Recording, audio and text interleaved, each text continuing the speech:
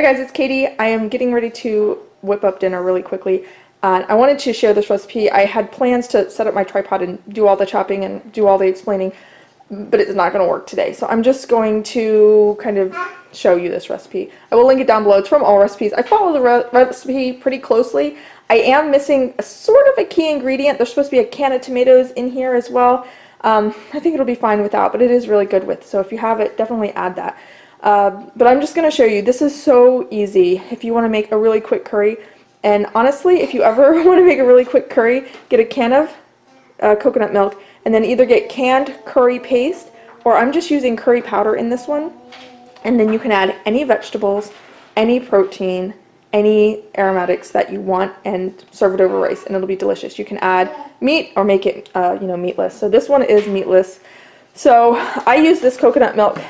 It's my favorite because it doesn't have anything in it but coconut and water. You can see how thick it is. This is full fat. So this is the brand that I like. See? Coconut and water.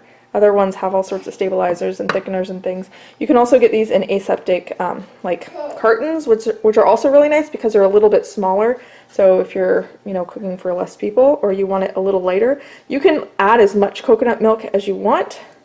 Obviously the more coconut milk you add, the thicker and richer it will be. It's so thick it's not even going to come out.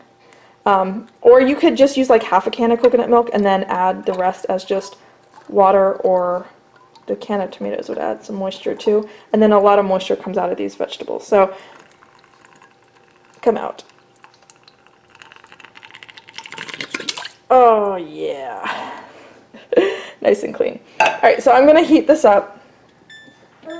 And I'm going to add about a tablespoon of curry powder. And this is curry powder that I made. I got a fussy baby. He's not feeling well today, so that's why this is kind of an impromptu. I forget the exact recipe. It's like turmeric. It looks like there's cumin in there and coriander seeds bashed up, maybe some mustard seeds. I don't know. I'll try to find a link to a homemade curry powder recipe. But, if you have all the ingredients like I did, no sense also having curry powder when you could just make it yourself. So I'm gonna, as that heats up, the coconut milk will just liquefy, and you just want this to come to a boil, and then you just throw everything in. I also got some soy sauce here. I'll put that in. And then you can also add some sriracha to taste. I think I'll leave that out and then we can add that to our individual dishes since I got little kids eating. And there's a little heat in the curry powder, but you can use any kind of curry that you want. You can use as little as you want or as a lot as you want or as much as you want. Like I said, you can make it a little waterier than creamier. Just depends on what you got and what works. But really, if you have a can of coconut milk and curry powder or curry paste, just put whatever's in your refrigerator and it makes a really quick, delicious meal. So I'll go over what I'm putting in this, and this is basically following the recipe. I have some red bell pepper in the fridge. I gotta grab that too. But these are oyster mushrooms, but you could absolutely use just regular white mushrooms or like those baby Bella mushrooms. But if you've never tried oyster mushrooms, you should try them. They're super duper delicious. I got a scallion. I'm gonna probably put most of this in and then hold this till the end. And then this is bok choy, so this is like the bulb part of the bok choy, I guess. So that's chopped up, and then the greens I kind of just tore up. So the greens and the green part of the onions I'll throw in last. I also have some ginger here, and then this is basil. I got a potted basil on my windowsill, so even though it's February, I'm gonna have fresh basil. That will go in at the very last second, so right before I serve it. I might actually just chiffonade it and put it on as I dish it out. Anyway, you can see it's already getting pretty liquefied. I also have some rice going back here. So honestly, this whips up faster than the rice can cook. So now that that is mostly liquefied, I'm just going to chuck everything in here.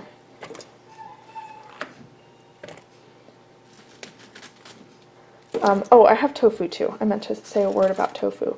Let me get this in. I have some firm tofu back there, and I have this sort of impromptu press. You don't have to do that, and you can actually, I think the recipe actually is calling for silken tofu, which I love as well. I just grabbed the firm tofu. But basically this is just a weight pushing that out, and the liquid comes out of here. And I'm just going to cube that up and throw that in as well. Alright. I think I got most of everything in. And we'll just let this come to a boil and simmer until these vegetables start to get tender. And I'll bring you back when it's a little closer to being done. Alright, so it's come up to a simmer, and I'm just going to cook this for just a few minutes. You can see I added the red bell pepper. Normally, like I said, the recipe calls for a can of tomatoes, which is really good and it gives you that red flavor, or red color. So having the red bell pepper is nice. I'm going to let this just go for a couple minutes to get those vegetables like a head start, and then I'll throw the tofu in. This is firm tofu. If you're using silken tofu, you might wait until just before, just to warm it through, because you don't want the silken tofu to break up. And then, like I said, like 2 minutes, I'm going to throw the tofu in, and it'll be pretty much ready to garnish and serve.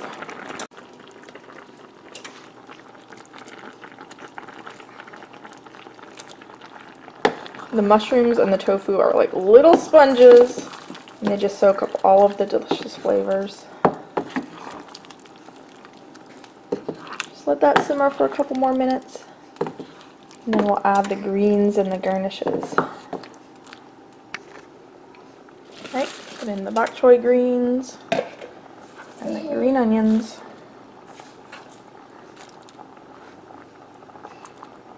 And just toss them because you don't want to break up your tofu.